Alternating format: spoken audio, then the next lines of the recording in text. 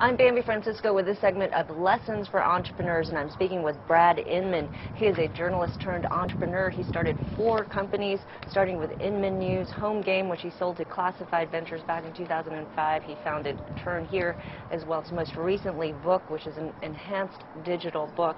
Brad joins me now with a segment to share with us his experience as an entrepreneur. Brad, thanks for joining me.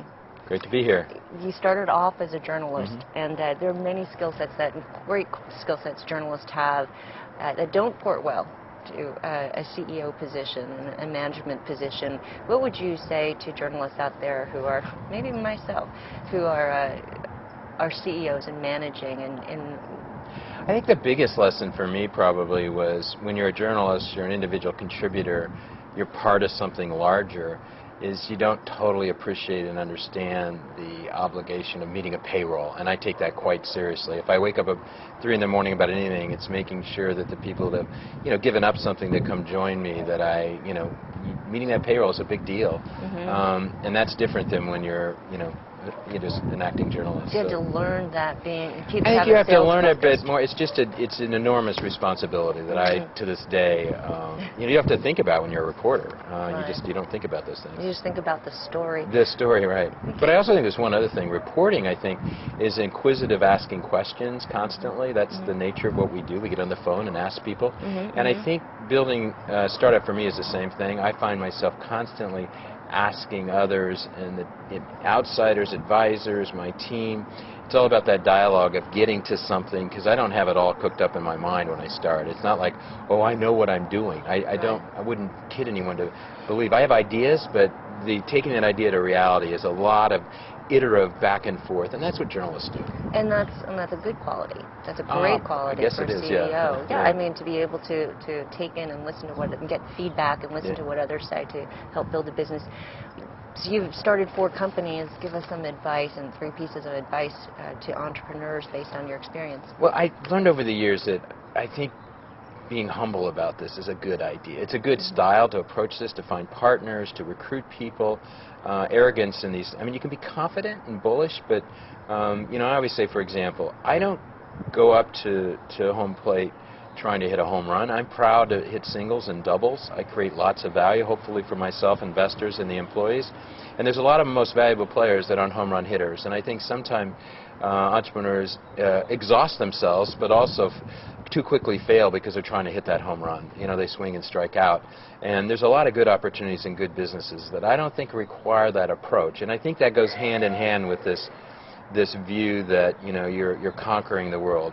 We like to think we're changing the world, but we approach it, I think, one base at a time. Yeah, that's a good way of putting it. Yeah.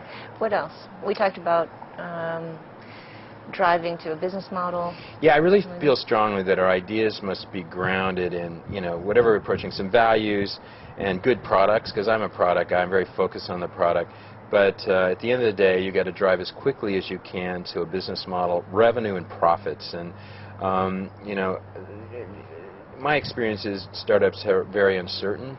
There's a lot of uncertainty. That's the nature of them. So I tend to try to hire people. It's one reason I hire MBAs from great schools who need certainty. They're spreadsheet guys and they're business model guys, and get them engaged in helping bring certainty to the uncertainty that an entrepreneur naturally brings. So driving as quickly as you can, because face it, your investors and my own investment, this is a business, this is not a nonprofit, and we're trying to create value. So getting to that business model quickly is really key. If you look back at Turn Here and Home Game and Inman News, where did you make the biggest miscalculation? It was consistent until lately, and I finally figured it out. And miscalculations in all of them. Yeah, I think there was one that and they all turned out well. So I can't, I don't want to beat myself up or the companies or the people involved, but.